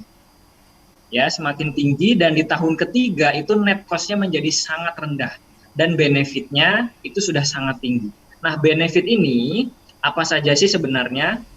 Nah, kalau di Jerman itu jelas ya benefitnya, misalkan mereka tidak perlu lagi melatih ya atau pada saat melakukan rekrutmen pekerja baru karena yang dari SMK sudah siap kerja. Itu salah satu benefitnya. Dan ada di sini yang penting ini. Kotak pertama ini ada tulisannya not measurable benefits atau keuntungan yang tidak bisa diukur atau keuntungan yang tak terukur. Ini apa? Nah, di sini adalah satu loyalitas, ya. Kemudian juga kerjasama yang sudah dibentuk dengan tim itu dengan baik itu tidak bisa diukur. Jadi keuntungannya jauh lebih besar dibandingkan dengan investasi yang sudah mereka keluarkan. Nah, ini ada tulisannya ya, better employee loyalty. Kemudian pencitraan dari perusahaan itu juga bagus ya, dan lain sebagainya. Dan mungkin terakhir ini yang mau saya sampaikan adalah, nah ini ya, terbukti dari 64% dari peserta pelatihan PSG itu direkrut sebagai karyawan setelah lulus sekolah. Nah, jadi 64% itu besar ya, cukup besar. Dan seperti di grafik sebelumnya tadi, 64% itu adalah pekerja-pekerja yang loyal, pekerja-pekerja yang sudah siap bekerja ya, dan sudah beradaptasi dengan baik dengan tim di pekerja. Jadi untungnya besar sekali di Jerman ini, dual sistemnya sudah berjalan dengan sangat baik. Mungkin itu yang bisa kami sampaikan. Saya kembalikan lagi ke Pak Ahmad. Terima kasih. Ya, terima kasih Pak Alian. Makaten Pak Is, mungkin yang saya sampaikan dari kelompok 1, kurang lebihnya mohon maaf. Akhiri, Assalamualaikum warahmatullahi wabarakatuh. Waalaikumsalam warahmatullahi wabarakatuh. Ya, menarik sekali ya. Jerman itu memang kiblatnya pendidikan vokasional kita, tetapi implementasinya tidak bisa. Ya, contoh sistem ganda ya, nggak bisa. dinamakan PSG. Kemudian magang nggak bisa juga gitu. Artinya betul tadi sampaikan mahasiswa praktek di industri, tapi ya setelah itu ya sudah nggak ada kaitannya lagi dengan industri itu. Jadi seolah hanya untuk proses belajar. Ya itu bedanya. Harusnya pendidikan vokasi itu ya seperti yang di Jerman itu. Baik, menarik. Satu kali saya minta yang dua lah, 5 menit gitu untuk menyampaikan. Silakan. Izin Pak Ya. Kristanto. Ya, silakan. Saya mewakili kawan-kawan di kelompok 2. Izin share screen. Nanti ini juga penjelasannya singkat akan dibacakan oleh kawan-kawan dari kelompok 2. Ada saya sendiri, kemudian Bu Tri Wahyuni, Pak Arifudin, Pak Rizky, dan Pak Tri Adi Prasetya. Sebenarnya secara keseluruhan itu hampir sama dengan kelompok 1, Bapak, karena kami juga membandingkan pendidikan vokasinya antara Indonesia dengan Jerman. Jerman ya, iya. Jerman sama. Ya, jadi ya. Secara keseluruhan memang sudah dijelaskan oleh kelompok 1, memang garis besarnya hampir sama dari beberapa aspek. Tapi mungkin coba saya paparkan secara singkat. Yang pertama mengenai respek masyarakat, bahwa benar SMK itu posisinya lebih rendah daripada SMA di Indonesia. Kejadiannya memang seperti itu, bahwa sebagian banyak berasal dari keluarga yang menengah ke bawah karena mereka mempunyai pemikiran atau persepsi bahwa ketika anak-anaknya disekolahkan di SMK, maka skill untuk keterampilan yang diperoleh bisa dipergunakan secara langsung untuk bekerja walaupun tanpa harus pergi ke perguruan tinggi. Kemudian namun semakin berjalannya waktu ke sini, perkembangan pendidikan vokasi di Indonesia juga sangat cepat perkembangannya, peningkatannya juga lumayan signifikan karena jumlah peserta didik baru di bidang vokasi dari 2001 sampai 2010 itu mengalami peningkatan sebesar 158%.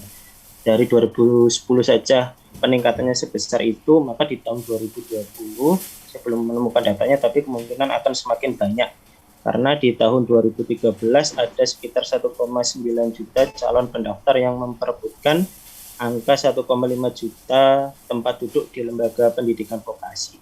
Label lulus kuliah langsung kerja pun menjadi label atau spirit baru di tengah masyarakat yang kemudian beralih minat menyekolahkan putra-putrinya ke pendidikan vokasi. Ketika ini dibandingkan dengan Jerman, seperti yang tadi dijelaskan oleh kelompok 1, kami juga menemukan bahwa vokasi di Jerman itu menjadi tonggak utama perekonomian di Jerman, sehingga pemerintah bersama dengan industri itu menjalin kerjasama yang kuat, sehingga memang benar vokasi menjadi tonggak utama bagaimana Jerman menumbuhkan perekonomiannya. Jadi sebanyak 55,7% dari 82 juta penduduk Jerman itu mengikuti pendidikan vokasi sistem ganda saat mereka memasuki usia 15 tahun. Ketika duduk di kelas 9 atau 10, ada sekitar 1,4 juta tenaga magang yang menyerap berbagai pengetahuan kerja pada 327 profesi di Jerman. Di Jerman sendiri, berdasarkan 2 peraturan sekolah dasar di Jerman yang saya baca, yaitu Duerer Strasse Grundschule, sekolah dasar Duerer Strasse, dan Theodor Strom Grundschule, sekolah dasar Theodor Strom. Di kedua peraturan sekolah ini terdapat beberapa kesamaan, di antaranya masyarakat Jerman sudah dilatih untuk menaati peraturan sejak dini sehingga sudah terbiasa untuk hidup disiplin. Salah satunya adalah peraturan untuk hadir dan menunggu instruksi terlebih dahulu, baru bertindak, serta siswa hanya diizinkan untuk memasuki ruangan dan membuka jendela jika ada izin guru yang bersangkutan. Hal ini mendorong siswa untuk menjaga etika serta mendorong siswa untuk lebih aktif. Selain itu, penghormatan pada guru sebagai tenaga pendidik sangat diterapkan dengan baik di Jerman. Ini untuk kebijakan mungkin bisa dijelaskan oleh Pak Arifudin. Silakan Pak Arifudin. Ya. Baik, mohon izin untuk menjelaskan tentang kebijakan ya. Indonesia dengan Jerman di sini saya ambil, di mana di Indonesia di sini kita pendidikan vokasi merupakan model pendidikan yang mengusung 70% praktek dan 30%-nya lagi teori. Sedangkan di Jerman di sini dia mengatur dan menyatukan sistem pelatihan kejuruannya serta mengkodifikasikan tanggung jawab bersama negara. Nah, sedangkan di Indonesia untuk melalui Link and Match ya itu sebagai salah satu jalur untuk ditempuh untuk meningkatkan daya saing. Sedangkan di Jerman di sini bahwa vokasional di sini memperoleh sertifikat untuk menempuh pendidikan vokasi yang resmi dan tidak sekedar mengikuti uji kompetensi keahlian. Next. Nah, untuk kebijakan yang berikutnya mengenai pertumbuhan pendidikan vokasi itu baik di level pendidikan menengah maupun pendidikan tinggi di Indonesia mengambil semboyannya SMK bisa. Ya, mungkin itu saja. Terus next, Pak, masih ada? Nah, di ekonominya. Ya, untuk di ekonominya, investasi di bidang pendidikan berkontribusi besar dalam pembangunan ekonomi di Indonesia, sehingga terdapat hubungan yang positif antara rasio siswa SMK dengan laju pertumbuhan ekonomi. Sehingga di Jerman, strategi ekonomi sehingga tergolong mempunyai ekonomi yang kuat karena sistem vokasi dipergunakan untuk menjunjung ekonomi sehingga daya saing negara itu menjadi kuat. Ya, selanjutnya.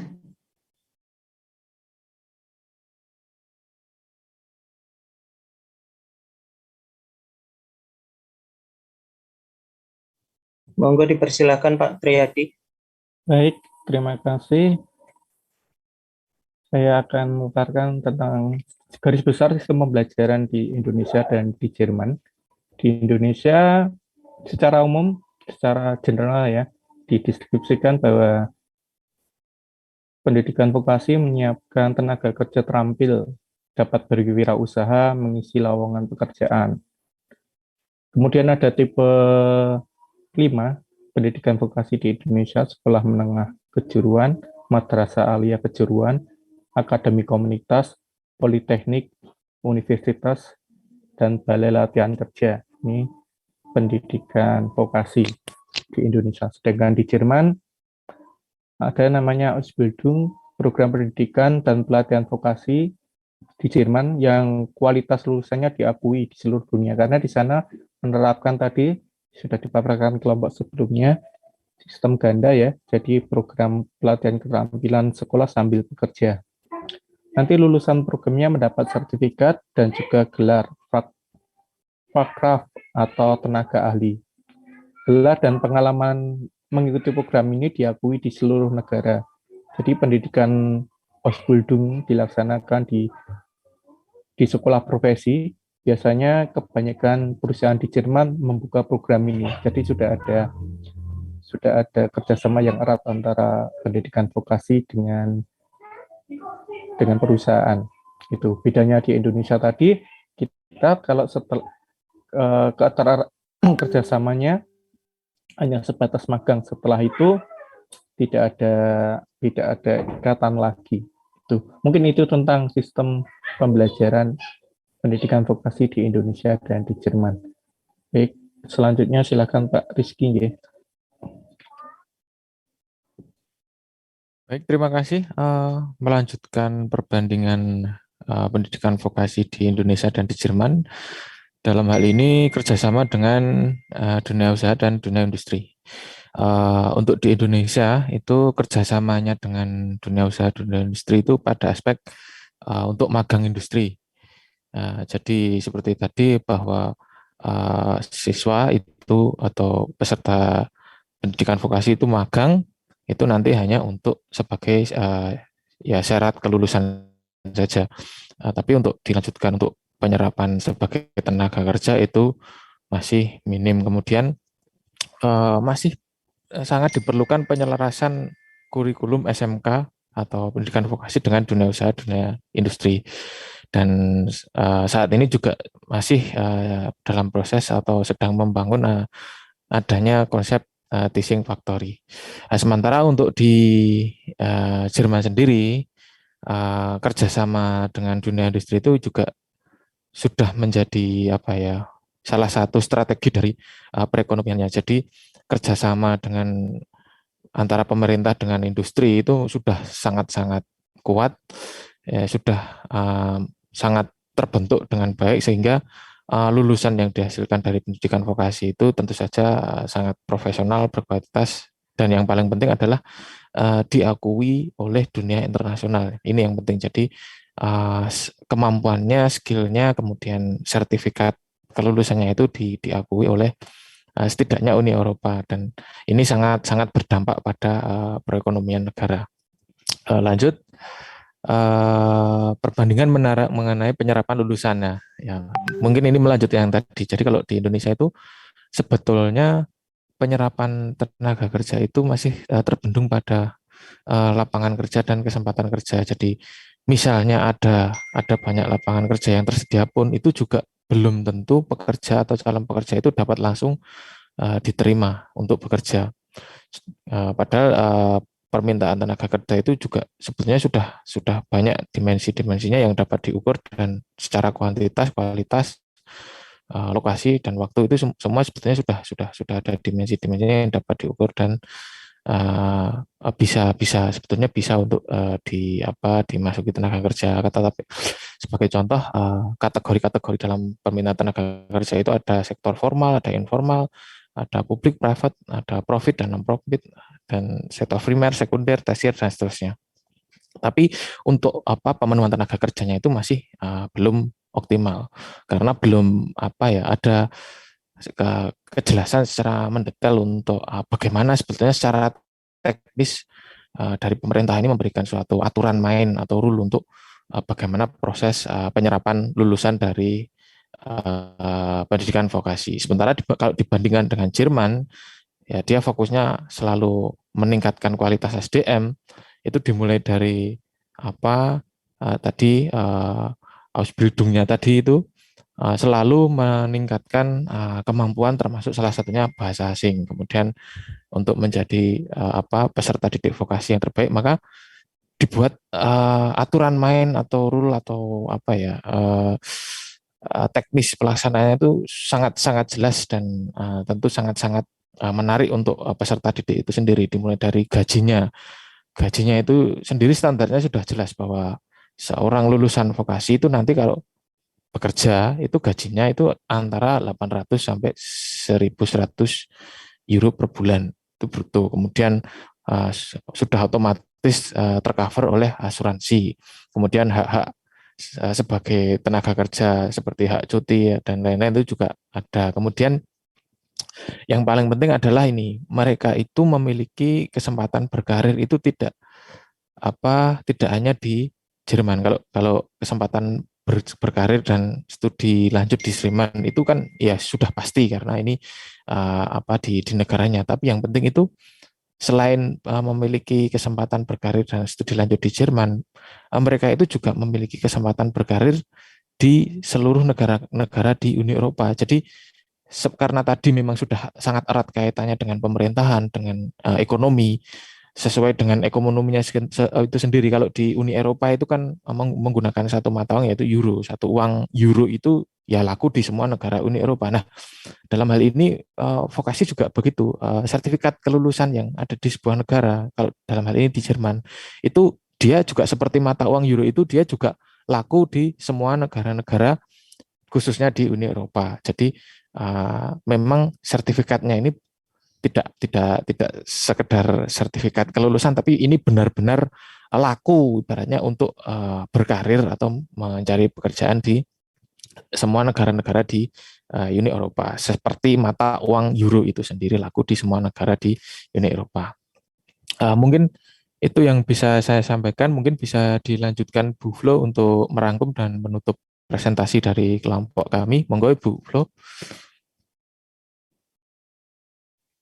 Ya, terima kasih Bapak Rizky Aji Surya Putra.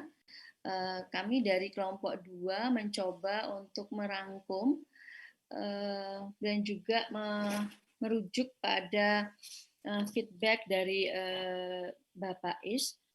Memang betul bahwa pendidikan vokasi yang ada di Indonesia perlu merujuk pada negara-negara yang memang sudah mumpuni seperti tadi yang dicontohkan kelompok 3 yaitu Cina dan juga seperti kelompok 1 tadi juga Jerman. Nah, tetapi memang ada kendala-kendala seperti yang disampaikan oleh Bapak Is bahwa Indonesia hanya sampai pada magang itu saja, tetapi tidak kemudian diteruskan apa yang selanjutnya yang kontribusi pendidikan atau jembatan atau bridging dari kedua belah pihak tersebut. Nah, begitu juga dengan respek masyarakat Indonesia sendiri masih melihat bahwa pendidikan vokasi itu hanya sebagai alternatif pilihan atau bukan sebagai sebuah pilihan premium istilahnya begitu ya, bahwa pendidikan itu SMA kemudian kuliah, tidak melihat SMK itu sebagai sebuah pilihan premium choice begitu. Lalu kemudian ini juga di Indonesia belum pendidikan vokasi itu sendiri belum menjadi bagian dari strategi untuk peningkatan ekonomi seperti pada negara Jerman ya. Jadi pendidikan vokasi itu memang dibuat mendukung, saling mendukung ya, atau intertwine between two parts. Misalnya pendidikan vokasi kemudian untuk menunjang kebijakan ekonomi dan studi itu sendiri. Jadi mereka saling support dan betul-betul seperti yang dicontohkan oleh Prof bahwa produk-produk negara Jerman sendiri memang sudah sangat mumpuni, misalnya seperti dunia otomotifnya, seperti yang disampaikan oleh Pak Rizky tadi bahwa mereka yang lulusan dari sekolah vokasi itu memang sendiri betul-betul profesional dengan sertifikat profesi dan mendapatkan pengakuan di Uni Eropa sendiri. Jadi mungkin itu the wrap up dari grup kami. Terima kasih. Wassalamualaikum warahmatullahi wabarakatuh. Ya, waalaikumsalam. Terima kasih. Nah, dengan tambahan tadi overview dari apa yang disampaikan oleh 3 kelompok ini menambah wawasannya. Nah, semoga nanti untuk yang berikutnya juga demikian. Tolong nanti minggu depan setelah selesai juga akan disampaikan juga hasil diskusi yang sesuai dengan tadi yang saya tambahkan satu ya. Yaitu kaitannya dengan pendidikan vokasional di difabel. Ya, seharusnya ya difabel itu kan saat ini kebijakannya difabel itu kan tidak pendidikan difabel ini belum ada terus terang. Nah, bagaimana nanti kaitannya dengan kebijakan terkait dengan 3 aspek tadi ya, akses dan perluasan kesempatan, kemudian mutu dan relevansi, manajemen dan pendidikan. Mengapa yang difabel ini tidak mendapatkan boleh katakan ini ya semacam akses, dan ini akses untuk difabel ini masih boleh katakan terpinggirkan di dalam pendidikan vokasi. Jadi ada 4 ya nanti yang kelompoknya. Nah, tolong nanti supaya nanti bisa menyampaikan dilihat dari 3 aspek itu saja, ditinjau kebijakan kaitannya dengan akses dan perluasan kesempatan, kemudian mutu dan relevansi, manajemen pendidikan. Itu bagaimana? Ya, yang menarik dari 4 ini, yang menarik yang difabel itu. Baik, saya kira itu ya pertemuan kita. Ternyata saya bilang tadi hanya sebentar, ternyata juga sampai habis waktunya ya. Nggak apa-apa, ternyata menarik juga kajian tentang pendidikan vokasi ini. Baik, saya kira itu yang bisa saya sampaikan ya. Nanti sebagai gambaran mungkin akan saya upload materi yang saya sampaikan hari ini nanti sebagai bahan diskusi. Saya kira itu pertemuan kita sore ini. Mari kita tutup pertemuan ini dengan bacaan syukur. Semoga apa yang kita diskusikan bermanfaat bagi kita semua. Berdoa syukur, disilakan. Alhamdulillah. Cukup, terima kasih. Assalamualaikum warahmatullahi wabarakatuh. Waalaikumsalam warahmatullahi wabarakatuh. Terima kasih, Bro. Ya, terima kasih. Ya, terima kasih.